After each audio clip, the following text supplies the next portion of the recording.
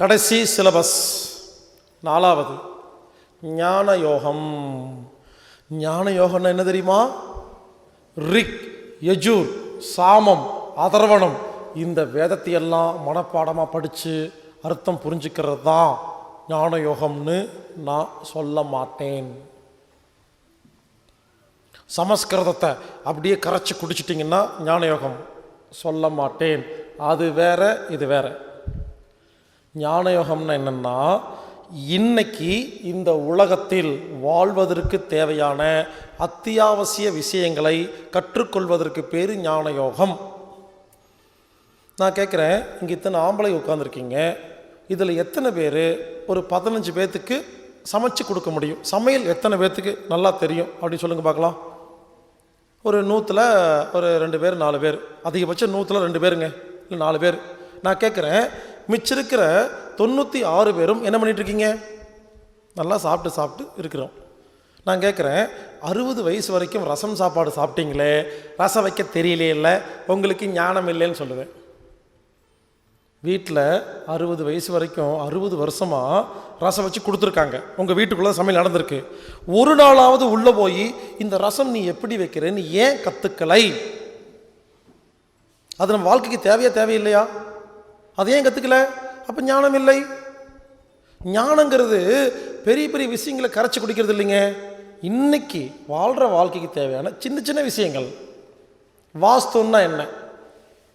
சில பேர் சொல்லுவாங்க வாஸ்து பார்க்கக்கூடாதுன்னு. அவ்வளோ உங்களுக்கு தெரியாதுன்னா பேசாமல் இருங்க, அதில் அவ்வளோ சயின்ஸ் இருக்குது. நீங்கள் வாஸ்து பார்த்து மற்றவங்களுக்கு சொல்ல வேண்டாம். அட்லீஸ்ட் உங்கள் வீட்டை ஒரு ஆரோக்கியமான வீடாக மாற்றுறதுக்கு வாஸ்து பயன்படுத்தலாமா வேண்டாமா? ஜோசியம், ஜாதகம், அதை பார்க்குறதுக்கு சரியான ஆள் இல்லை, ஒத்துக்கிறேன். But science correct. Numerology, namology எல்லாமே உண்மைங்க, கரெக்டாக இருக்குது. பட் சரியாக பார்க்குறதுக்கு ஆள் இல்லை, அதை விடுங்க. ஒரு சில பெண்களுக்கு ஒரு கார் ஓட்ட தெரியல, பைக் ஓட்ட தெரியல, சைக்கிள் ஓட்ட தெரியல. நான் கேட்குறேன், இது ஒரு ஞானம் சொல்கிறேன். நான் ஒரு டிவி 50 ஓட்ட தெரிஞ்சிருந்தேன்னா இந்நேரம் யாரையும் நம்பாமல் நீங்கள் வாட்டி வண்டி எடுத்துகிட்டு போயிட்டு வந்துருக்கலாமா இல்லையா? கேட்டால் அதெல்லாம் எனக்கு தெரியாதுங்க. அப்போ ஞானம் இல்லை. ஒரு ரோடு கிராஸ் பண்ண தெரில பல பேர்த்துக்கு, என்னை கூட்டிகிட்டு போ அப்படிங்கிறாங்க. ஒரு பஸ் ஏறி ஒரு இடத்துக்கு போயிட்டு வர தெரில. நானெல்லாம் பஸ்ஸில் எல்லாம் அவ்வளோ தூரமெல்லாம் போனதே இல்லைங்க. ஞானம் இல்லை. ஞானங்கிறது புரிஞ்சுக்குங்க, இந்த உலகத்தில் இப்போ நம்ம வாழ்றதுக்கு தேவையான அத்தியாவசிய தேவையை கற்றுக்கிறதுங்க. ஏங்க, செவி வலி தொடு சிகிச்சைங்கிற பேரில் நம்ம நிறையா கற்றுக்கிட்டோமா? அதெல்லாம் ஒவ்வொன்றும் ஒவ்வொரு ஞானம். சாப்பாடை எப்படி சாப்பிட்றது ஞானம், தண்ணி எப்படி குடிக்கிறது ஞானம், மூச்சுக்காத்தை எப்படி இழுக்கிறது, எப்படி தூங்கிறது, எப்படி உழைக்கிறது, மனதை பற்றி கற்றுக்கிட்டோமா? கான்சியஸ் மைண்ட் என்ன, சப்கான்சியஸ் மைண்ட் என்ன, சூப்பர் கான்சியஸ் மைண்ட் என்ன, ஒவ்வொன்றும் ஞானம். அப்போது எவ்வளவு ஞானம் நிறையா இருக்குதோ நிம்மதியாக வாழலாமா? அதனால் உங்கள் எல்லாத்துக்கும் நான் சொல்கிறேன், புரிஞ்சுக்குங்க, இந்த உலகத்தில் எந்த விஷயமும் வேண்டான்னு ஒதுக்காதீங்க. களவும் கற்று மற. கெட்ட விஷயமா இருந்தாலும் கற்றுக்குங்க, செய்ய வேண்டாம். பட் தெரிஞ்சிருக்கணும், எது கெட்டது எது நல்லதுன்னு எல்லாமே தெரிஞ்சிருக்கணுங்க. அதனால் இனிமேல் எந்த ஃபீல்டு விட்டு வைக்காதீங்க. டான்ஸு, பாட்டு, நாடகம், சினி எல்லாத்தையும் தெரிஞ்சு வச்சுக்கோங்க. எவ்வளவு தெரிஞ்சுக்கிறோமோ அவ்வளவு நல்லது. எப்படின்னு கேட்டிங்கன்னா, யாராவது உங்கள் செல்ஃபோனுக்கு பணம் கட்டணும் என்ன பண்ணுவீங்க? பைக் எடுத்துகிட்டு கடையாக போய் இந்த நம்பருக்கு பணம் கட்டுன்னு சொல்லுவீங்களா? எனக்கு ஞானம் இருக்குது, செல்ஃபோன் எடுப்பேன், ஒரு சாஃப்ட்வேர் இருக்குது, இப்படிமே கரெக்டாக 3 நிமிஷம்தான் என்னோடய அக்கௌண்ட்டில் பணம் ஏறிடும். எனக்கு டைம் மிச்சம், ஏன்னா எனக்கு சாஃப்ட்வேர் தெரிஞ்சிருக்கு. நீங்கள் லெட்டர் எழுதிட்டு இருப்பீங்க, நம்ம அவ்வளோதான் இந்த செல்ஃபோன் எடுக்க வேண்டியது டென் அப்படின்னா மெயில் போயிடும். அப்போ மெயிலெலாம் தெரிஞ்சு வச்சுருக்கணும். வாட்ஸ்அப் புதுசாக வந்துருச்சா கற்று வச்சுருக்கணும். ட்விட்டர், ஃபேஸ்புக் எல்லாமே தெரிஞ்சிருக்கணும். யூஸ் பண்ணுறீங்களா இல்லையாங்கிறது 2வது விஷயம். முதல்ல தெரிஞ்சிருக்கணும், எல்லாமே தெரிஞ்சுக்கணுங்க. கார் மெக்கானிக் தெரிஞ்சிருக்கணும். உடனே கேட்பீங்க, தம்பி எல்லாமே தெரிஞ்சிருக்கணும்னு சொல்கிறையே, அப்போ நாங்கள் டெய்லி கோர்ஸுக்கு போயிட்டே இருக்க வேண்டியது தானா, வேறு வேலை வெட்டியே பார்க்க வேண்டாமான்னு கேட்பீங்க. புரிஞ்சுக்குங்க, எல்லாமே தெரிஞ்சுக்கணும்னு சொல்கிறேன் இல்லையா, அதை தேடி போயெல்லாம் கற்றுக்க வேண்டாம், உங்ககிட்ட வரும்போது கற்றுக்கிட்டா போதும். இப்போ ரகசியம் சொல்கிறேன், எல்லாத்துக்கும் எல்லாமே தெரிஞ்சிருக்கணும். ஆனால் நீங்கள் தேடி போக வேண்டாம், அதுவாக வரும், வரும்போது கற்றுக்கிட்டா போதும். இப்போ எனக்கு நிறைய விஷயம் தெரியுதா? எனக்கு மட்டும் ஏன் தெரியுது, பல பேத்துக்கு ஏன் தெரியலன்னு கேட்டிங்கன்னா, உண்மையிலே சொல்கிறேங்க, என்ன மாதிரி உலகத்தில் ஒரு சோம்பேறி உலகத்தில் இருக்கவே மாட்டாங்க. உண்மையிலே சொல்கிறேங்க, நான் மகா மட்டமான சோம்பேறிங்க. நான் எதையுமே போய் கற்றுக்கவே மாட்டேங்க. அப்புறம் ஏன் தெரியுமா நிறைய தெரியுது? இங்கே பாருங்க, எனக்கு ஒரு பிரச்சனை வந்தால் அப்போ தான் கற்றுக்குவேன், அது வரைக்கும் கற்றுக்கவே மாட்டேன். நானாக ஒரு விஷயத்தை இது வரைக்கும் வாழ்க்கையில் கற்றுக்கிட்டதே கிடையாது. நல்லா கேளுங்க, எனக்கு ஒரு பிரச்சனை வரும். உதாரணத்துக்கு உடம்பால் பிரச்சனை வந்துச்சு சின்ன வயசில். அப்போ என்ன பண்ணேன், பிரச்சனையை சால்வ் பண்ணுறதுக்கு மற்றவங்கள போய் பார்க்கல. உடம்புன்னா என்ன, உடம்புன்னா என்ன, இது ஏன் தலை வலிக்குது, இது ஏன் கை வலிக்குது, இது ஏன் வயிற்று வலிக்குது, ஏன் கண், எப்படி சொல்லி நான் பிரச்சனைக்காக யோசிச்சேனா அப்போது உடம்பு ஆரோக்கியம் கிடச்சிருச்சா? நான் பிரச்சனை வெளியே வந்துட்டேனா? புரிஞ்சுக்குங்க, ஒரு பிரச்சனை வந்துச்சு, நான் ஞானத்தை அதிகம் பண்ணேன், எனக்கு ஆரோக்கியம் கிடச்சிருச்சு. அப்போ மறுபடியும் அந்த பிரச்சனை வரலையா? ஒரு பிரச்சனைக்கு தீர்வு ஞானம். அதே மாதிரி மனதில் குழப்பம் வந்துச்சு பாருங்க. மனதில் குழப்பம் ஏற்படும் பொழுது நான் மனசை பற்றி ஆராய்ச்சி பண்ணேன், கோர்ஸுக்கு போனேன், கற்றுக்கிட்டேன். என் மனது நிம்மதியாக இருக்கா? கிடைச்சது ஞானம். கான்சியஸ் மைண்ட், புத்தி மனசு குழம்புச்சு, நான் கற்றுக்கிட்டேன், ஒன்றா இருக்குது. சப்கான்சியஸ் மைண்ட், நிறைய ரெக்கார்ட்ஸ் ஏறிச்சு, கஷ்டப்பட்டேன், நான் கற்றுக்கிட்டேன், வெளியே வந்துட்டேன்னா சூப்பர் கான்சியஸ் மைண்ட், உள்ளே போய் கற்றுக்கிட்டேன்னா. புரிஞ்சுக்குங்க, நான் என்ன சொல்ல வரேன்னா, உங்கள் வாழ்க்கையில் ஒரு கஷ்டம் நஷ்டம் வந்துச்சுன்னா அதுலேருந்து எஸ்கேப் ஆகாதீங்க, அப்போது அதை கற்றுக்கங்க.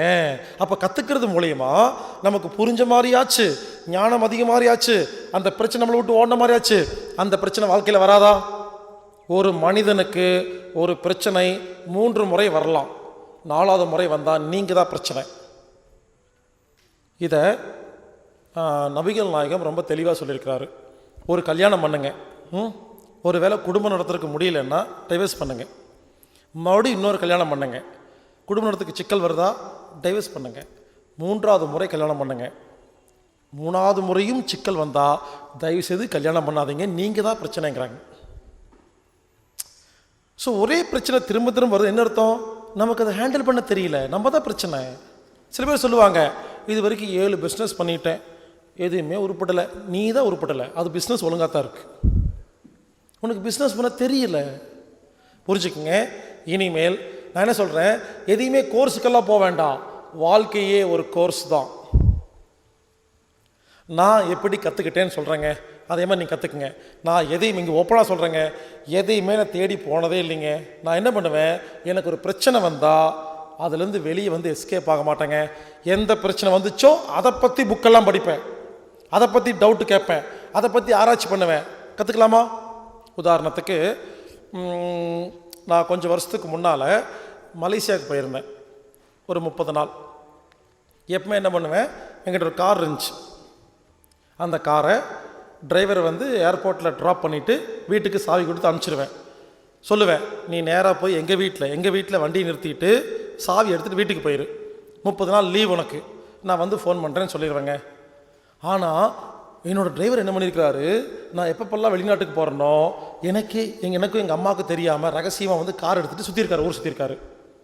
கீழே அப்பார்ட்மெண்ட்டில் கீழே கார் நிற்கும், எங்கள் அம்மா கார் எங்கே இருக்குலாம் தெரியாது, வேறு யாரும் இருக்க மாட்டாங்க வீட்டில். இவர் என்ன பண்ணுவார், கார் எடுத்துகிட்டு போய் ஜாலியாக சுற்றி நிறுத்திட்டு வந்து போயிட்டு வராமா. இது ரொம்ப வருஷமாக தெரியாமல் இருந்திருக்கு. ஒரு நாள் என்னாச்சு, வீட்டில் எங்கள் அம்மா ஃபோன் பண்ணுறாங்க, காரை காணோண்டான்னு.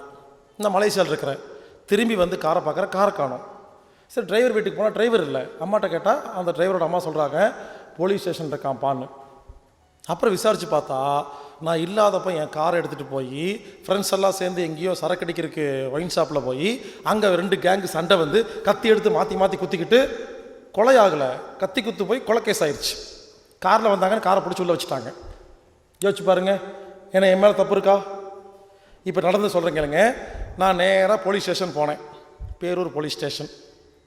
அங்கே ஒருத்தர் இருந்தார், இன்ஸ்பெக்டர். அவரை போய் பாருங்கன்னாங்க. பாரு, நல்லா கேட்டுக்குங்க. நேராக போனேன், நான் இந்த பண்ணல, நேராக உள்ளே போய் அந்த இன்ஸ்பெக்டர்கிட்ட, சார் என் பேர் பாஸ்கர், இண்டிகோ கார் இந்த மாதிரி என் டிரைவர் வந்து இந்த மாதிரி பண்ணிட்டாரு அப்படின்னு பேச ஆரம்பிக்கிறேங்க. இன்னும் நான் பேசி கூட முடிக்கல, அந்த இன்ஸ்பெக்டர் என்ன தெரியுமா சொன்னார், பாடா வெளிப்பா. எனக்கு அதிர்ச்சி ஆயிடுச்சுங்க. நான் ஒரு பெரிய மனுஷன்னு ஊரில் சுற்றிட்டு இருக்கிறேன், இதில் போடாங்கிறான். அவமானமாக போச்சு. ஏன்னா பேச மாட்டேங்க, போய் நில்லு அப்படிங்கிறான். நானும் ஸ்டேஷன் முன்னால் 4 மணி நேரம் நிற்கிறேங்க. அவன் பாட்டுக்கு வர்றான், அவன் பாட்டுக்கு போகிறான். நான் சொல்கிறேன், சார் நில்றா அப்படிங்கிறான். வாடா போடாங்கிறான். சார் அப்படிங்கிற, ஆமாம் நீயே இப்போ டிரைவர்கிட்ட காரை கொடுத்து கொலை பண்ணுறக்கு ஆள் அனுப்பிச்சிட்டு மலேசியா போயிட்டு போய் சொல்கிறியா அப்படின்னு திட்டுறான். யோசிச்சு பாருங்கள், விசாரிக்க கூட இல்லைங்க.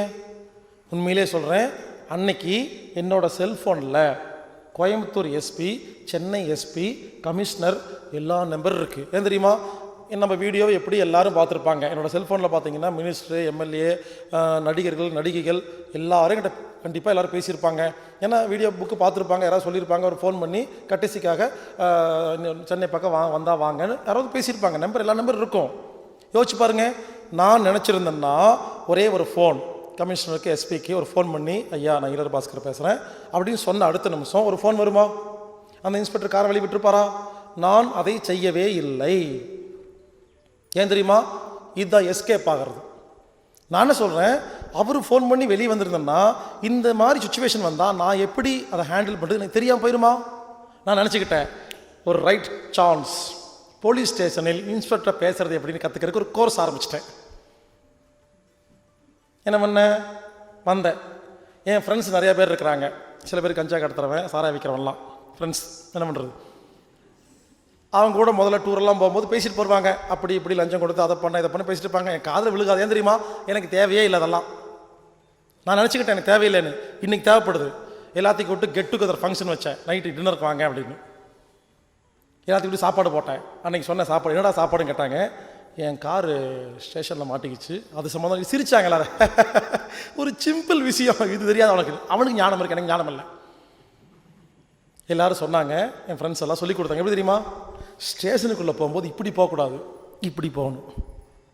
அப்படி குனிஞ்சு போயிட்டு இப்படி கை வச்சுட்டு ஐயா சார்னு கூப்பிடக்கூடாதாம்மா. சார்னு கூப்பிட்டா போலீஸ் கோவம் வந்துடுமாம்மா. ஐயா ஐயா சொல்லி கொடுத்தாங்க எப்படி பேசுறதுன்னு. ஐயா நம்ம பேர் பாஸ்கருங்கய்யா, இண்டிகோ காரு நம்மளுதுங்கய்யா, நம்ம இந்த மலேசியா போகும்போது நம்ம டிரைவருங்கய்யா இப்படிங்க எடுத்துகிட்டு வந்து ஆயிடுச்சிங்கய்யா. அது என்னென்னு சொன்னீங்கன்னா அந்த ஃபார்மாலிட்டி என்னென்னு சொன்னீங்கன்னா அது வந்துங்க நம்ம பண்ணி கொடுத்துட்டீங்க அப்படின்னு சொல்லணுமாம்மா. அதே மாதிரி பேசினேன். அந்த போலீஸ் இன்ஸ்பெக்டர் செல் நம்பர் கொடுத்தாரு. சொன்னாங்க முதல்ல செல் நம்பர் தருவாங்க, ஸ்டேஷனில் வச்சு பேச மாட்டான்னாங்க. செல் நம்பர் கொடுத்து அப்புறம் கொடுப்பா அப்படின்ட்டாரு. செல் நம்பர் வாங்கிட்டு வெளியே வந்து கூப்பிட்டேன். ஒரு இடத்துக்கு வர சொன்னார், ஹோட்டலுக்கு. அங்கே போனேன். ஐயா ஸ்டேஷனுக்கு வந்து கேட்டேன், நம்பருங்கய்யா, நான் தாங்கய்யா பாஸ்கருங்கய்யா, இண்டிகோங்கய்யா, காருங்கன்னு சொன்னேன். அந்த நாய் 5000 ரூபா கேட்டுச்சு. அதை கொடுத்தேன், கார் வெளியே வந்துடுச்சு. இப்போது நான் கற்றுக்கிட்டேன். இப்போல்லாம் எந்த ஸ்டேஷனில் போய் எந்த வக்கீல்கிட்ட ஜட்ஜுக்கிட்ட எப்படி லஞ்சம் கொடுக்கணும்னு கற்றுக்கிட்டேன். நாலேஜ் புரிஞ்சுக்குங்க, அதுக்கு ஒரு நாலேஜ் தேவைப்படுதுங்க. ஸோ நான் என்ன சொல்ல வரேன்னா, நாலேஜ் அப்படிங்கிறது பெரிய பெரிய கம்ப சூஸ்திரங்களை எல்லாம் உட்காந்து கற்றுக்கிறதும் பெரிய பெரிய விஷயங்கள்லாம் இல்லைங்க. இந்த உலகத்தில் இப்பொழுது நிம்மதியாக நாம் வாழ்வதற்கு தேவையான சில விஷயங்களை கற்றுக்கிறது. டேலண்டாக இந்த உலகத்தில் வாழணும், தப்பு செய்ய வேண்டாம். பட் நம்மளை யாரும் ஏமாத்தாத அளவுக்கு டேலண்டாக இருக்கணுமா இல்லையா? புரிஞ்சுக்குங்க, உடம்புல வியாதி வந்துச்சு, உடம்பை கற்றுக்கிட்டேன். மனசில் கஷ்டம் வந்துச்சு, மனசை கற்றுக்கிட்டேன். நஷ்டம் வந்துச்சு, புத்தியில் தெளிவன், பிஸ்னஸ் நஷ்டமாச்சு, பிஸ்னஸ் கற்றுக்கிட்டேன். இப்படி நான் ஒவ்வொன்றா கற்றுக்கிட்டு வரேங்க. உண்மையிலே சொல்கிறேன், என் வாழ்க்கையில் நான் எப்போவுமே எதையுமே தேடி போனதே இல்லை. வர்ற பிரச்சனையை ஹேண்டில் பண்ணுவோம், அவ்வளோதான். இப்போ சொல்லுங்கள், அப்போது நீங்கள் எல்லோரும் உங்கள் வாழ்க்கையில் எவ்வளோ பிரச்சனை வந்துச்சு? நாம் என்ன பண்ணுறோம்? உடனே ஃபோன் பண்ணி, மச்சான் நீ வா பேசுன்னு கொடுத்துருமா. நீங்கள் எப்போ பேசுவீங்க? நீங்கள் எப்போ சால்வ் பண்ணுவீங்க? ஒரு கடன் ஆயிடுச்சுன்னா போதும், யார்கிட்ட போகுது, ப்ளீஸ் ப்ளீஸ் எனக்கு கடன் ஆயிடுச்சு நீங்கள் அடைங்கன்னு சொல்லி கடன் வாங்கிட்டு வந்து அடைச்சிட்றோம். அப்புறம் மறுபடியும் கடன் வாங்குகிறோம். நீங்கள் உங்கள் கடனை நீங்களே அடைச்சி பாருங்கள், மறுபடியும் கடன் வாங்கவே மாட்டீங்க. ஸோ இனிமேல் நமது பிரச்சனையை நாம் தாங்க சால்வ் பண்ணணும், ஞானத்தின் மூலமாக சால்வ் பண்ணணும். அதனால் இன்றைக்கி ஆரம்பிங்க. காரில் போகிறீங்களா? கார் ரிப்பேர் ஆயிடுச்சு, என்ன பண்ணுறோம்? சும்மா உட்காந்து டிரைவர் பாப்பா அப்படின்றோம். நானே சொல்கிறேன், கார் மெக்கானிக்கு மொத்தமாலாம் கற்றுக்க வேண்டாம். இன்னைக்கு கார் நின்று போச்சா, ஒரு மெக்கானிக் வராரா, சரி பண்ணிட்டுருக்காரா, ஒரு 5 நிமிஷம் ஒதுக்குங்க. போய் ஏன்ப்பா எதுக்கு என்னாச்சு ஏதாச்சுன்னு 15 கேள்வி கேளுங்க. ஒரு 15 கேள்வி கேட்கும்போது அவர் ஒரு 15 பதில் சொல்லுவாரா? இன்னைக்கு 15 ஞானம் உங்களுக்கு கிடச்சிச்சு காரை பற்றி. ஸோ அதே ரிப்பேர் மறுபடியும் வந்தால் அட்லீஸ்ட் எப்படி ஹேண்டில் பண்ணணும்னு தெரிஞ்சிருக்குமா இல்லையா? இனிலேருந்து ஆரம்பிங்க. உங்கள் குழந்தை சரியாக படிக்கலையா, குழந்தையை படிக்க வைப்பது எப்படின்னு புக் வாங்கி படிங்க. எல்லோரும் சொல்லுவாங்க வீட்டுக்கு வந்துட்டு வாஸ்து சரியில்லைம்பாங்க, எல்லோரும் சொல்லுவாங்க வீடு சரியில்லை மாற்றும்பாங்க. அப்போ வாஸ்து புக் எடுத்து படிங்க. அப்போது என்ன சொல்ல வரேன்னா, உங்கள் வாழ்க்கையில் இப்போ என்ன பிரச்சனை இருக்கோ அது சம்மந்தப்பட்ட புத்தகங்கள், அது சம்மந்தப்பட்ட கோர்ஸ், அது சம்மந்தப்பட்ட மக்கள்கிட்ட டிஸ்கஸ் பண்ணுங்கள். அப்போ என்னாகும்? ஞானம் அதிகமாகுமா? ஞானம் அதிகமாகி ஒரு விஷயத்தை தெரிஞ்சுக்கிட்டு அந்த பிரச்சனை வெளியே வந்தீங்கன்னா மீண்டும் அந்த பிரச்சனை உங்கள் வாழ்க்கையில் வரவே வராது. இவருங்க அதுக்காக எனக்கு வாழ்க்கையில் பிரச்சனையே வராதுங்கிறது கிடையாது, வரும். ஆனால் மற்ற எல்லாத்த விட எனக்கு ரொம்ப கம்மியாக வரும். ஏன் தெரியுமா? எனக்கு தெரியாத ஒரு விஷயத்தில் பிரச்சனை வரும். ஆனால் தெரியாத விஷயம் ரொம்ப கம்மியாக பிரச்சனை கம்மியாகுமா இல்லையா? ப்ராபபிலிட்டி. ஸோ ஞான யோகம் என்பது என்னென்னா ரொம்ப சிம்பிளுங்க. இந்த உலகத்தில் நாம் வாழ்வதற்கு தேவையான அத்தியாவசிய விஷயங்களை கற்றுக்கணும். ஷேர் மார்க்கெட்னா என்ன தெரிஞ்சுக்கிட்டு இன்வெஸ்ட் பண்ணணும். எல்லாத்தையும் முடிச்சுட்டு ஒன்றுமே தெரியாமல் காசெல்லாம் போனதுக்கப்புறம் என்ன பண்ண முடியும்? அப்போது அதுக்கு ஒரு ஞானம் வேணுமா வேண்டாமா? இங்கே பாருங்கள், எல்லாரும் ஒரு தப்பு பண்ணிட்டு இருக்கீங்க. ரொம்ப நல்லவனாக வாழ்ந்தா நல்லதுன்னு புரிஞ்சுக்குங்க. நீங்கள் ரொம்ப நல்லவனாக வாழ்ந்து ரயில் ட்ராக்கில் போய் படுத்துக்குங்க, ட்ரெயின் வந்து மேலே ஏறிட்டு தான் போகும். நீங்கள் ரொம்ப நல்லவன் மாடிலேருந்து குதிங்க, செத்து போயிடுவீங்க. நல்லவன்கிறது வேற, புரிஞ்சவங்கிறது வேற. ஸோ இந்த உலகத்தில் வாழ்கிறதுக்கு நல்லவன் அப்படிங்கிற கேட்டகரி மட்டும் பத்தாது, ஞானம் வேணும், தெரிஞ்சு வச்சுக்கணும். பல பேர் கெட்டு போகிற காரணம் தெரியுமா? திமிரா இருப்பாங்க. நான் ரொம்ப நல்லவன், எனக்கு எந்த கஷ்டம் வரக்கூடாதுன்னா அப்படியெல்லாம் கிடையாது. நல்லவங்கிறது வேற, ஞானம் உள்ளவங்கிறது வேறங்க. அதனால் இன்னையிலிருந்து எந்த ஒரு ஃபீல்டையும் விடாதீங்க, சரிங்களா? எல்லா புக்கையும் படிங்க, எல்லா ஆசிரமத்துக்கு போங்க, எல்லா பயிற்சியும் கற்றுக்குங்க, எல்லாரும் சொல்கிறத கேளுங்க, புரிஞ்சுக்குங்க. பல பேர் ஒரு லிஸ்ட்டு வச்சுருப்பாங்க, இவர் பேசுறதை நான் கேட்க மாட்டேன் அப்படின்னு. நான் என்ன கேட்குறேன்னா, போய் கேளுங்க, யாருமே தப்பாக பேச மாட்டாங்க. அதாவது கொஞ்சம் பர்சன்டேஜ் இருக்குமா இல்லையா? எல்லா புக்கையும் படிங்க. ஒரு புக்கு படிச்சிங்கன்னா அந்த புக்கில் ஆரம்பத்துலேருந்து கடைசி வரைக்கும் தப்பாக தான் எழுதியிருக்கும். அட்லீஸ்ட் தப்பாக புக் எழுதுறது எப்படின்னா அது கற்றுக்கலாமா இல்லையா? ஒருத்தர் பேசும்போது எல்லாம் தப்பாக தான் இருக்கும். இப்படி எல்லாம் முட்டாள்கள் ஊர் இருக்காங்கன்னு அட்லீஸ்ட் அதையாவது கற்றுக்கலாமா இல்லையா? எல்லா இடத்துலையும் என்னமோ இருக்குங்க. யோசிச்சு பாருங்கள், இந்த 5 நாள் நான் பேசுகிறதெல்லாம் ஒரே இடத்துல உருவறது கிடையாது. எங்கெங்கிருந்தோ ஒவ்வொன்றா எறும்பு சேர்த்துற மாதிரி ஒவ்வொன்றா சேர்த்தி மொத்தமாக கோர்வையாக கொடுக்குறேன்னா. நான் ஒரு புக்கு படிச்சிருப்பேங்க 500 பேஜுக்கு. அந்த 500 பேஜில் எதுவுமே உருப்படியாக இருக்காதுங்க, ஒரே ஒரு வார்த்தை மட்டும்தான் இருக்கும். அந்த வார்த்தையை நான் உள்ளே சேர்த்தனால தானே இன்னும் மெருகேறுது. அதனால் ஞான யோகம் என்பது தயவு செய்து எல்லோரும் பகவத்கீதா முழுசாக படிங்க, குரான் முழுசாக படிங்க, பைபிள் முழுசாக படிச்சுட்டு அதெல்லாம் படித்து முடிச்சுட்டு பேசுங்க. எதையுமே படிக்கிறதில்ல, ஒன்றும் பண்ணுறதில்ல, சும்மா பேச வேண்டியது. அதில் எல்லாம் இல்லை இதெல்லாம் இருக்குதுன்னு நீங்கள் படிச்சிருக்கீங்களா? இல்லை. ஏதாவது பேசுகிறதா இருந்தால் முழுசாக படித்து முடிச்சுட்டு அதில் இருக்கு இல்லைன்னு சொல்லுங்கள். படிக்காமல் பார்க்காம பேசாமல் நம்மளே ஒரு கற்பனை பண்ணி அதில் இருக்காது அப்படின்னு பேச வேண்டாம். எல்லாத்துக்கிட்டையும் ஞானம் இருக்குங்க. அதனால் ஞான யோகம் என்பது இன்னையிலிருந்து தயவு செய்து எல்லா விஷயத்தையும் கற்றுக்குங்க, எதையுமே விட வேண்டாம். இன்னொரு விஷயம், உங்கள் வீட்டுக்கு யாராவது சொந்தக்காரங்க தெரிஞ்சவங்க ஃப்ரெண்ட்ஸ் வந்தாங்கன்னா நீங்களே பேசி போர் அடிக்காதீங்க, அவங்கள பேச விட்டு கேட்டு பாருங்கள், ஞானம் கிடைக்கும். உங்களுக்கு உங்கள் ஃப்ரெண்ட்ஸு தெரிஞ்சவங்க சொந்தக்காரங்க பார்க்குறீங்க இல்லையா, அவங்க ஒரு ஃபீல்டில் எக்ஸ்பர்ட்டாக இருப்பாங்களா? அவங்கள பேச விடுங்க, அவங்க ஃபீல்டை பற்றி பேசுவாங்க. ஒரு தங்கம் நகை வியாபாரின்னா அவர் வீட்டில் வந்து பேச விடுங்க. அவர் சொல்லுவார், இந்த முறை கோல்டு வாங்காதீங்க, 6 மாதத்துக்கு அப்புறம் ரேட் இறங்க போகுது, அப்புறம் வாங்கிக்கலான்னு ஏதாவது பேசுவாரா? ஒரு ஞானம் கிடைக்குமா இல்லையா? நம்மளாம் என்ன பண்ணுறோம், யாராவது கிடச்சா போதும் நம்ம வெட்டியே பேசுவோம். ஏன் தங்க போனேன், இங்கே பண்ண, அதை பண்ண, இதை பண்ண, அப்படி பண்ண, இப்படி பண்ண, ட்ரெஸ் பேசி முடிச்சு நம்ம கூட வந்து ஓடி போயிடுறாங்க. நம்ம பேசக்கூடாது, மற்றவங்களை பேசுகிறத கேட்கணும். காது கொடுத்து கேட்கும்போது நிறைய ஞானம் கிடைக்கும். பஸ்ஸில் உட்காந்து பாருங்கள், பின்னால் ஒருத்தர் பேசிகிட்டு இருப்பாரு, நம்ம ஞானம் கிடைக்குங்க, ஏதாவது கிடைக்கும். அதனால் மற்றவங்க பேசுகிறத கேளுங்க, புக்கு படிங்க. ஞான யோகம் யாருக்கெல்லாம் நிறையா விஷயம் தெரிஞ்சிருக்குதோ உங்களுக்கு 25 மார்க். ஞான யோகத்துக்கு மட்டும் முடிவே கிடையாது. உயிர் போகிறக்கு ஒரு நிமிஷம் முன்னால் கூட புதுசாக கற்றுக்குவோம். புரிஞ்சுக்குங்க, கர்ம யோகங்கிறது புரிஞ்சா போதும், பக்தி யோகங்கிறது டிஃபால்ட்டாக புத்தியில் ஊர்னா போதும், கிரியா யோகங்கிறது டெய்லி 1/2 மணி நேரம் செஞ்சால் போதும். ஞான யோகம் மட்டும் என்லெஸ், அதுக்கெல்லாம் லிமிட்டேஷன்லாம் கிடையாது. டெய்லி புதுசாக கற்றுக்கிட்டே இருக்கணும். எவ்வளவு விஷயம் தெரியுதோ அவ்வளவு நிம்மதியாக வாழலாம். ஆக மொத்தம் இது வரைக்கும் 4 சப்ஜெக்ட் சொல்லியிருக்கிறேங்க. மறுபடியும் ஞாபகப்படுத்திக்கங்க. கர்ம யோகம், கணக்கு பார்க்காம வேலை செய்கிறது. பக்தி யோகம் 24 மணி நேரமும் இறை சிந்தனையோடு வாழ்கிறது. கிரியா யோகம் டெய்லி அரை மணி நேரம் ஏதாவது ஒரு பயிற்சி செய்கிறது. ஞான யோகம் புது புது விஷயங்களை கற்றுக்கிட்டே இருக்கிறது. இப்போது நான் என்னோட கதையை சொல்கிறேன், சரிங்களா? ஒவ்வொருத்தருக்கு வேறு வேறு கதை இருக்கும், புரிஞ்சுக்குங்க. நான் அடிக்கடி நான் சொல்கிறேன் இல்லைங்களா, அது நான்கிற அதில் இல்லை. எனக்கு ஒரு உதாரணம் சொல்லி புரிய வைக்கணும். அதுக்கு என்னை பற்றி சொல்லும்போது ஈஸியாக இருக்குது. ஊரில் மற்றவங்கள சொல்லும் பொழுது அவங்க திட்டுவாங்க. என்னை பற்றி என் வாழ்க்கையில் சொல்லும் பொழுது இங்கே பாருங்கள், நான் புரிய வைக்கிறதுக்காக தான் எல்லா இடத்துலையும் நான் சொல்கிறேனே தவிர வேறு ஒன்றுமே கிடையாது. எப்படியாவது புரிய வைக்கணுங்கிற ஆசை, சரிங்களா? என்னை பற்றி சொல்கிற கேளுங்க. நான் பிறக்கும் பொழுது சின்ன வயசில் ஞான யோகி. நான் என்ன பண்ணுவேன், எல்லா புக்கையும் படிப்பேன். எனக்கு நானே சயின்டிஸ்ட் சொல்லிக்குவேன். ஸ்கூல்லாம் இருக்கும்போது எனக்கு பேர் சயின்டிஸ்ட். நானும் என் ஃப்ரெண்ட் ஒருத்தர் இருந்தோம், பிரகாஷ்னு. 2 பேர் அந்த ஊர் எங்கள் ஸ்கூலில் 2 பேர்த்துக்கு சயின்டிஸ்ட்னு பேர் வச்சுருப்பாங்க. ஒன்றும் இல்லைங்க, சயின்ஸ் புக்கெல்லாம் படிச்சுட்டு 2 பலூன் கட்டி தொங்க விட்டுட்டு ஊசி குத்தி காற்றுக்கு எடை இருக்குன்னு சொல்லுவோம்.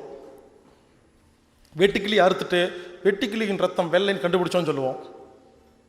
இப்படி இந்த சயின்ஸ் எக்ஸ்பெரிமெண்ட் இருக்கு இல்லையா, அதை எல்லாம் செஞ்சு காமிக்கிறது எங்கள் வேலைங்க. அப்போ ஸ்கூலில் சயின்டிஸ்ட்னு பேர் வச்சுட்டாங்க. அப்போ என்னாச்சு, நிறையா புக்கெல்லாம் படிக்கிறதுங்க. நிறையா நான் நினச்சிட்டேன், சொன்ன பார்த்தீங்களா ஞான யோகின்னு. நான் ஞான யோகி சின்ன வயசில். இப்படி நிறைய புக்கெல்லாம் படித்து எங்கள் வீட்டில் பாருங்கள் இவ்வளோ புக்கு இருக்கும். இந்த முத்தாரம், கல்கண்டு, பொது அறிவு இதெல்லாம் கட் பண்ணி எல்லாம் ஒட்ட வச்சு ஏகப்பட்ட புக்கு வச்சுருப்பேன். கேட்டால் ஞான யோகியாமா. நான் நினச்சிட்டேன் நிறைய விஷயங்களை கற்றுக்கிட்டோம்னா நிம்மதியாக வாழலான்னு சொல்லி சின்ன வயசில் வாழ்ந்து என்ன தெரியுமா, தலைவலி வந்துருச்சு. நிம்மதி இல்லை, உடம்பெல்லாம் நடுங்குது, தூக்கம் இல்லை. ஏன்னா நைட்டு பகலாக உட்காந்து படித்து ஞானம் அதிகமாயிருச்சு. பட் ஆரோக்கியம் இல்லையா, உடம்பு வீக்காகி போய் தலைவலி பைத்தியம் முடிச்சு கண்ணு தெரியாமல் போய் கண்ணாடி மாட்டி ரொம்ப அவஸ்தைங்க. ஒரு பைத்தியம் முடிச்ச மாதிரி ஆயிடுச்சு. அப்போத்தான் நான் ஒன்றும் யோகாலாம் ஆன்மீகத்துக்கெல்லாம் கற்றுக்கல. தலைவலி தாங்க முடியல, என்னென்னமோ பண்ணி பார்த்தேன், எதுவுமே சரியாகலை. ஒரு நாள் என்ன பண்ண, யாரோ சொன்னாங்க நீ யோகா பண்ணு தலைவலி வயிற்றுலி சரியாக போயிடணும். அதுக்காக போனேங்க. கோயம்புத்தூரில் கணேஷ் பாபுன்னு ஒருத்தர் யோகா டீச்சர், அதான் ஃபஸ்ட் எனக்கு ஓம் யோகா தெரப்பின்னு முதல்ல போனேன். எனக்கு யோகா சொல்லி கொடுத்தாருங்க. இங்கே பாருங்க, யோகா செஞ்ச உடனே நார்மல் ஆகிட்டேன். நான் நினச்சேன் யோகா மட்டும் செஞ்சுட்டா உலகத்தில் எல்லாரும் நிம்மதியாக வாழலான்னு தப்பாக புரிஞ்சுக்கிட்டேன். ஏன்னா நான் யோகா பண்ண நல்லா இருட்டேன். என்னாச்சு, யோகாலாம் பண்ணி நல்லான உடனே என்ன நானே யோகா டீச்சர்னு பேர் வச்சுக்கிட்டு வெள்ளையும் போட்டு சுற்றிட்டு இருந்தேன் கொஞ்சம் வருஷமாக. பைத்திய மாதிரி யோகா தான், எனக்கு ஒன்றுமே தெரியாது. யோகா வெள்ளையும் போட்டுட்டு ஜிப்பா போட்டு ஊர் சுற்றிட்டு இருப்பேன். எல்லா ஸ்கூலு காலேஜில் எல்லாம் கோயிலில் எல்லாம் போய் நானே போய் பேசுவேன். இலவசமாக யோகா சொல்லித்தரேன்னு சொல்லி பெரிய பேனர் மாட்டிடுவேன்.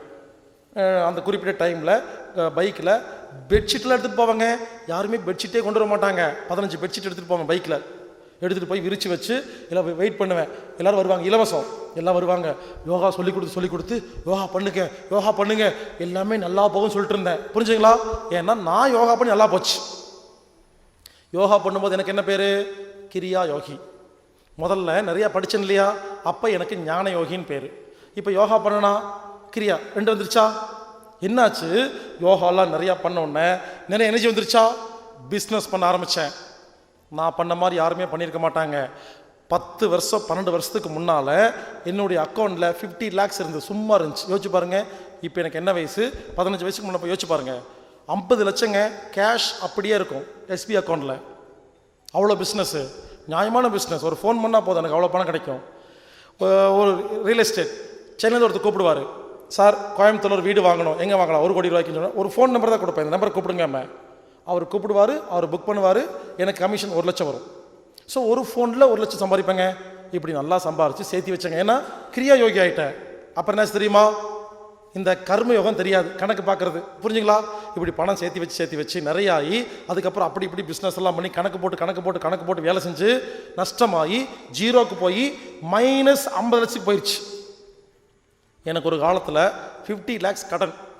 யோசிச்சு பாருங்கள், 3 lakhs இன்ட்ரெஸ்ட் கட்டுவேன் மந்த்லி. அப்படி சம்பாதிப்பேன். என்னாச்சு, ஒரு குறிப்பிட்ட ஸ்டேஜில் இனிமேல் கடனை கட்ட முடியாத கண்டிஷன் வந்தோடனே யாருக்குமே தெரியாது, எங்கள் ஃபேமிலிக்கெல்லாம் எனக்கு 50 லட்சம் கடன் இருக்குன்னு. அந்த மாதிரி ரகசியமாக வச்சுருந்தேன். அவமானம் சொல்லிட்டு ஒரு நாள் உடஞ்சிருச்சு. நாளைக்கு காலையில் நான் டியூ கட்ட முடியாமல் எல்லாரும் சட்டையை பிடிக்க போகிறாங்க. அவமானம்.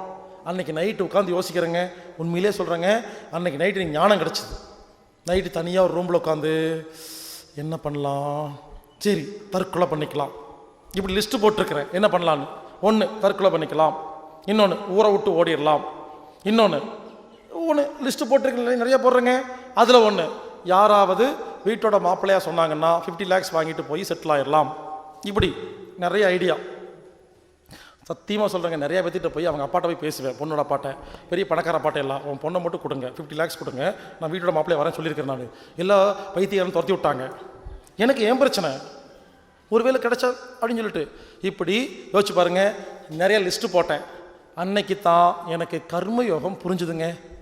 என்னதான் புரிஞ்சுது, அந்த கதையை சொல்கிற கேளுங்க. ஒரு சின்ன உதாரணம் சொல்கிறேன். ஒருத்தருக்கு கடன், நாளை காலையில் உயிர் போகிற மாதிரி கடன் வச்சுக்கங்களேன். ஒரு ஃப்ரெண்டுக்கு ஃபோன் பண்ணுறாரு, மச்சான் எனக்கு இந்த மாதிரி கடன் இருக்குது, எனக்கு ஒரு 1 லட்சம் மட்டும் கிடச்சிதுன்னா 1 மாதம் நான் காப்பாற்றிக்கலாம் அப்படின்னு கேட்குறாரு. ஃப்ரெண்டு சொல்கிறாரு, மச்சான் 1 லட்சம் தானே, காலைல 8 மணிக்கு வந்து வாங்கிக்கிட்டா படா.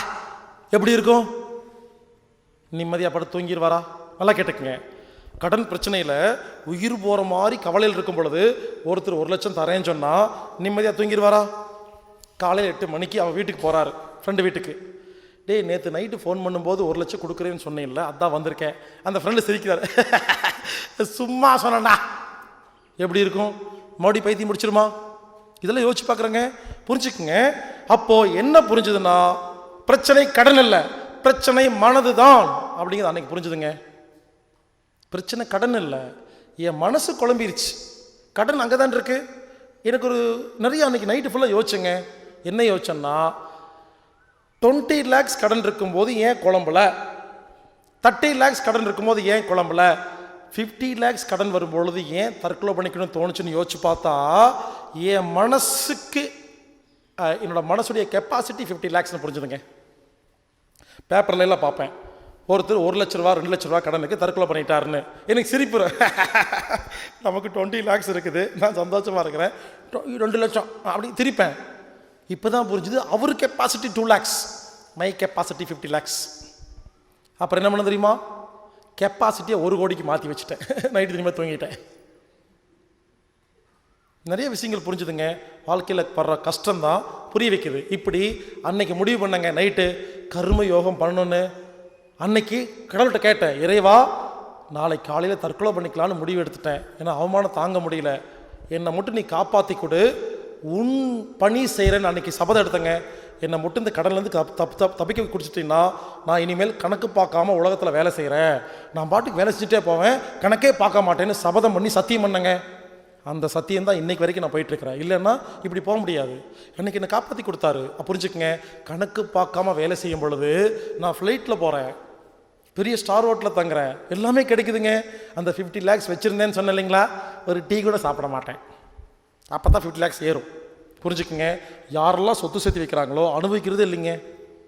அவங்க அப்படியே அழுக்கு ட்ரெஸ் போட்டு சுற்றிட்டு இருப்பாங்க, கணக்கு பார்த்துட்டே இருப்பாங்களா, அப்போ வாழ்க்கை அனுபவிக்க முடியாமல் போயிதா? புரிஞ்சுக்குங்க, கர்ம யோகம் புரிஞ்சுதுங்க. ஓகேவா? இவருங்க முதல்ல ஞான யோகி, அப்புறம் கிரியா யோகி, இப்போ கர்ம யோகி. 75 மார்க் வாங்கிட்டுனா ஒன்று மட்டும் இல்லை, எனக்கு பக்தியே கிடையாது. உண்மையிலே நான் கோயிலுக்கு போக மாட்டேன், சாமி கும்பிட மாட்டேன், எனக்கு அதெல்லாம் தெரியாதுன்னு வச்சுக்கங்களேன். சின்ன வயசுல ஒன்றுமே தெரியாது. 75 மார்க் எடுத்துட்டுனா எனக்கு பக்தி இல்லையா? அப்போ தாங்க பக்திக்காக எனக்கு வாழ்க்கையில் மிகப்பெரிய கஷ்டம் வந்துச்சு. ஒரு கல்யாணம் பண்ணினேன், வந்தா அவன் என் வாழ்க்கையில் என் கூட இருக்கிற ஒவ்வொரு செகண்டும் இறைவான்னு அப்போ மட்டும்தான் இறைவனை நினச்சேன். அவ்வளவு கஷ்டம் கொடுத்தாங்க. நான் சொன்னேன் இல்லையா, 2 பேர்த்த கொலை பண்ணணும்னு, அதில் அவ்வளோ ஒருத்தி தான். இப்படி வாழ்க்கையில் அவ்வளோ கஷ்டங்க, சும்மா சொல்லக்கூடாது. ரொம்ப கஷ்டப்பட்டது அந்த பீரியடு தாங்க. இறைவா இறைவா இறைவன் யோசிச்சு அப்போ தாங்க யோசித்தேன். இத்தனை வருஷமாக இறைவனை நினச்சதே இல்லை, நான் கோயிலுக்கு போனதே இல்லை. ஆனால் அந்த கஷ்டமான காரியங்களில் டெய்லி கோயிலுக்கு போவேங்க. 24 மணி நேரமும் இறை சிந்தனையோட வாழ்ந்தேங்க. அன்னைக்கு தான் முடிவு பண்ணேன், நம்மளால் முடியல, நான்கிற அகங்காரம் உடஞ்ச உடனே இப்போ இறைவன் வந்துட்டாரா இல்லையா? அப்போ புரிஞ்சுக்கிட்டு இறைவா இனிமேல் என்றைக்குமே நினைப்பேன்னு அன்னைக்கு பக்தி ஒத்துக்குள்ளே பூந்தங்க. புரிஞ்சுக்குங்க, இப்படி ஞான யோகி, கிரியா யோகி, கர்ம யோகி, பக்தி யோகி. இங்கே பாருங்க, எனக்கு நடந்த மாதிரி தான் உங்களுக்கு நடக்கணும்னு கிடையாது. ஒரு சில பேர்த்துக்கு சின்ன வயசுலேருந்தே பக்தி யோகியாக இருப்பீங்க, அதுக்கப்புறம் கிரியா வரும், அப்புறம் ஞானம் வரும், அப்புறம் கர்மம் வரும். தெரியாது, ஒவ்வொருத்தருக்கு வேறு வேறு. நீங்கள் யோசிச்சு பார்க்கணும். சில பேர்த்துக்கு டிஃபால்ட்டாக சின்ன வயசுலேருந்தே 2-3 யோகம் இருக்கும், ஒன்று மிஸ் ஆகும். அதனால தான் கஷ்டப்பட்டுருப்பீங்க. அது ஒன்று கிடைச்சோன்னு முக்தி அடைஞ்சிருவீங்க. இப்போ சொல்கிற கேளுங்க, உலகத்தில் நிறையா ஆசிரமம் இருக்கு இல்லையா? நிறையா குருநாதர், நிறையா சாமியார்கள், நிறையா மத குருநாதர்கள், நிறையா பேர் பண்ணிட்டுருக்காங்களா இல்லையா? நான் ஒரு கேள்வி கேட்குறேன், நல்லா யோசிங்க. ஒரு ஆசிரமத்துக்கும் இன்னொரு ஆசிரமத்துக்கும் கொள்கைகள் அப்படியே முரண்பாடாக இருக்கா? ஒரு ஆசிரமத்தில் யோகாவே பண்ணாதீங்க, அது தப்புன்னு சொல்கிறாங்க. இன்னொரு ஆசிரமத்தில் யோகா தான் பண்ணணுங்கிறாங்க. ஒரு ஆசிரமத்தில் சாமியே கும்பிடாதீங்கிறாங்க. இன்னொரு ஆசிரமத்தில் சாமி தான் கும்பிடணுங்கிறாங்க. யோசிச்சு பாருங்கள், எல்லா ஆசிரமத்துக்கும், எல்லா சாமியாருக்கும், எல்லா குருநாதருக்கும் கொள்கைகள் வித்தியாசமாக இருக்குதா? ஆனால் எல்லா ஆசிரமம் 140 கண்ட்ரியில் பிரான்ச் இருக்குது. எல்லா குருநாதர் பின்னாலையும் 10 லட்சம் பேர் சுற்றுறாங்க. இப்போ யோசிச்சு பாருங்கள், எது கரெக்டு எது தப்பு? யோசிங்க. இந்த குழப்பம் நிறைய பேர்த்துக்கு இருந்திருக்கா? அதுக்கான பதில் சொல்கிறேன், நல்லா கேட்டுக்குங்க. இந்த ஓம் சக்தி கோயில் இருக்கு இல்லையா, மேல்மருத்தூரில், அது பக்தி யோகம். அப்போது உங்களுக்கு ஏற்கனவே கிரியா யோகம், கர்ம யோகம், ஞான யோகம் ஏற்கனவே இருக்குது, பக்தி கிடையாது. அந்த நேரத்தில் ஒருவேளை அங்கே போய் இறைவான்னு சாமி கும்பிட்ட உடனே உங்களுக்கு முக்தி கிடைச்சிடும். அவர் என்ன பண்ணுவார்? ஓம் சக்தி கோயிலுக்கு போனனால தான் எனக்கு முக்தி கிடைச்சிது, அதுதான் உலகத்திலேயே மிகச்சிறந்ததுன்னு அவர் சொல்கிறாரு. இன்னொருத்தரை கூட்டிகிட்டு போகிறாரு, அவர் கும்பிட்டு எனக்கு ஒன்றுமே வரலேங்கிறார். ஏன்னா இவருடைய வீக்னஸ் கர்மயோகமாக இருக்கலாம். அது கிடைக்கிற இடத்துக்கு போனால் மட்டும்தான் முக்தி அடைய முடியும். இப்படி என்ன சொல்ல வரேன்னா, உலகத்தில் உள்ள எல்லா ஆசிரமங்கள்லையும் 1, 2, 3, 4 யோகம் சொல்லி கொடுத்துட்ருக்காங்க. பல ஆசிரமங்களில் 1 தான் இருக்கும், சில ஆசிரம் 2 இருக்கும், சிலது 3 இருக்கும், ரேர் தான் 4. ஏதோ ஒரு சில ஆசிரமங்களில் மட்டும்தான் 4 யோகம் சொல்லி கொடுக்குறாங்க. புரிஞ்சுக்குங்க, நீங்கள் எந்த ஆசிரமம், எந்த குருநாதர், எந்த இடத்துக்கு போய் முக்தி கிடைக்கிறீங்களோ அது உங்களுக்கு மட்டும்தான், இது எல்லாத்துக்கும் செல்லுபடி ஆகாது. அதனால் என்ன சொல்ல வரேன்னா, இது வரைக்கும் எல்லாரும் என்ன சொல்லுவாங்கன்னா, ஒரு இடத்துக்கு போயிட்டீங்கன்னா எங்களை தவிர வேறு எங்கேயும் போகாதீங்க, இதுதான் உலகம், ஒரு வட்டம் போட்டு கொடுத்துருவாங்களா? இங்கே அப்படி இல்லை. எல்லா ஆசிரமத்துக்கு போங்க, எல்லா புக்கும் படிங்க, எல்லா மத கொள்கைகளையும் கற்றுக்குங்க. புரிஞ்சுங்களா? எல்லாத்தையும் கற்றுக்கிட்டு ஒரு ஃபில்டர் வச்சுக்குங்க, எது நல்லது எது கெட்டதுன்னு வச்சுக்கிட்டு இனிமேல் தயவுசெய்து புரிஞ்சுக்குங்க, எல்லா ஆசிரமத்துக்கு போங்க, எங்கேயாவது முக்தி கிடைக்கும், அதுதான் உலகம் நினைக்காதீங்க. அது சேர்ந்தனால தான் நீங்கள் முக்தி கிடச்சிருச்சுன்னு. எல்லா ஆசிரமத்துக்கு போங்க, எல்லா புக்கையும் படிங்க. இப்போ புரியும். பாபாஜி கிரியா யோகம்னு சொல்லி தராங்களா? அது கிரியா யோகம். சில இடத்துல கர்மயோகம், இந்த பகவத்கீதா கிளாஸ் நடத்துவாங்க பார்த்தீங்களா, அதெல்லாம் பார்த்தீங்கன்னா இந்த கர்மயோகத்தை பற்றி நிறையா பேசிகிட்டு இருப்பாங்க. ஆக மொத்தம் எல்லாமே சொல்லிக் கொடுக்குறாங்க. நீங்கள் என்ன பண்ணணும்? எல்லா இடத்துக்கும் போகணும்.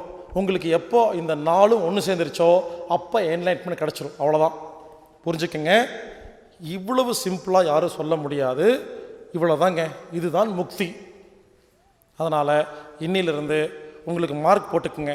கர்மயோகம், கிரியா யோகம், பக்தி யோகம், ஞான யோகம் 4க்கும் மார்க் போட்டுட்டு எது கம்மியாக இருக்கோ அதை இன்க்ரீஸ் பண்ணுங்க. அதுக்கான தேடுதல் இறங்குங்க. அதை கற்றுக் கொடுக்குற ஆளை போய் பாருங்கள், அது சம்மந்தப்பட்ட புக்கு படிங்க, ஆடியோ கேளுங்க, வீடியோ கேளுங்க, எங்கேயாவது போங்க. ஆக மொத்தம் நாம் முக்தி அடைந்தால்தான் நிம்மதியாக வாழ முடியும். மறுபடியும் சொல்கிறேன், முக்தி அடைதல் என்பது யாரோ சாமியாரெலாம் பண்ணுற காரியம் கிடையாது. ஒரு சாதாரண மனிதனும் முக்தி அடையலாம். இன்னொரு முக்கியமான விஷயம் சொல்கிறேன், எந்த ஒரு மனிதன் பின்னாலையும் ஓடாதீங்க, இறைவன் பின்னால் ஓடுங்க, என்றைக்குமே பாதுகாப்பாக இருக்கும். பல பேர் என்ன பண்ணுறோம், ஒருத்தர் நல்லா பேசிட்டாருன்னா போதும், அவர் பின்னாலேயே ஓட வேண்டியது, அவர் படத்தை வச்சுட்டு பூஜை பண்ணுறது. நாளைக்கு டிவியில் அவரை பற்றி தப்பாக காமிச்சா எங்கே போய் மூஞ்சி வச்சுக்குவீங்க? யோசிச்சு பாருங்கள். ஒரு குறிப்பிட்ட மனிதன் பின்னால் பல பேர் ஓடி போய் ஒரு நாள் டிவியில் காமிச்சோன்னே அசிங்கப்பட்டு அவமானப்பட்டு அந்த ஃபோட்டோவை எங்கிட்ட வைப்பீங்க? அவமானமாக இருக்கா இல்லையா? அவரை பற்றி ஊருக்கெல்லாம் பெருமையாக சொல்லிவிட்டு திடீர்னு அவர் கேவலமான ஆளுன்னு தெரியும் பொழுது எவ்வளோ சங்கடமாக இருக்குது. இதுக்கு சொல்கிறேன்னா, தயவு செய்து புரிஞ்சுக்குங்க, இன்டர்நேஷ்னல் லெவலில் என்ன பண்ணிகிட்ருக்கிறாங்கன்னா, யார் நல்ல காரியம் பண்ணிகிட்ருக்கிறாங்களோ அவங்கள அசிங்கப்படுத்தி அவமானப்படுத்துறதுக்குன்னு ஒரு குரூப்பே இருக்குது. இவங்க என்ன பண்ணுறாங்க, அந்த ஒருத்தர் அசிங்கப்படுத்தினா அவரை ஃபாலோ பண்ணுற எல்லாரும் அசிங்கம் பண்ணிட்டு அந்த நல்ல விஷயங்களை ஃபாலோ பண்ண மாட்டாங்கன்னு பிளான் பண்ணி ஒவ்வொரு ஆசிரமமாக ஒவ்வொரு குருநாதரையாக பிளான் பண்ணி கோடிக்கணக்காக செலவு பண்ணி அசிங்கப்படுத்தி அவமானப்படுத்துறதுக்குன்னு ஒரு பெரிய டீம் இருக்குது. அதில் என்ன சொல்ல வரேன்னா, தனி மனிதன் பின்னால் சுற்றாதீங்க, இறைவன் பின்னால் சுற்றுங்க. அது என்றைக்குமே சேஃப்டியாக இருக்கும், முக்தி கண்டிப்பாக கிடைக்கும்.